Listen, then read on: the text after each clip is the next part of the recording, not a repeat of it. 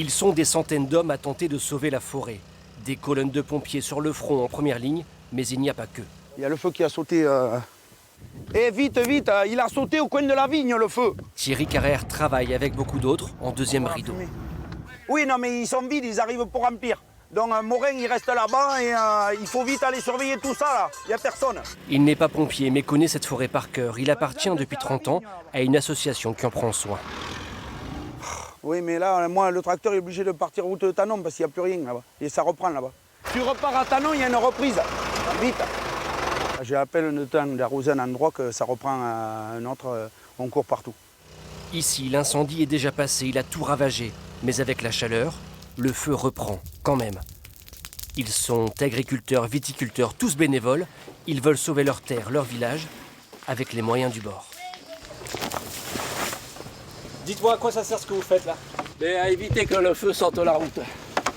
Depuis le départ du feu, on se bat nuit et jour.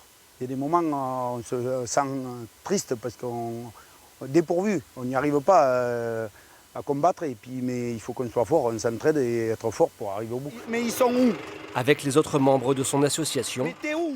il travaille cette forêt depuis des années, aménagée spécialement pour ralentir les flammes, comme avec ces pistes forestières qui ont un rôle de pare-feu. Il est tellement puissant ce feu qu'il faut anticiper. Donc tous les aménagements qu'il y a eu sont utiles. Tous les points d'eau qu'on avait pour créer ont été utiles.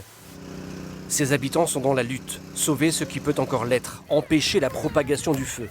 Ils ont à peine le temps de constater leur nature défigurée. On n'a pas encore bien pensé à l'après.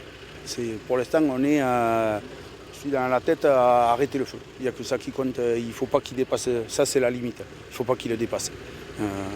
Et puis on fera tout, nuit et jour s'il faut, mais on va tout faire pour y arriver. J'espère qu'on va y arriver. On va y arriver. De très fortes chaleurs sont annoncées pour les jours à venir. Ces habitants savent très bien qu'ils ne sont pas au bout de leur combat.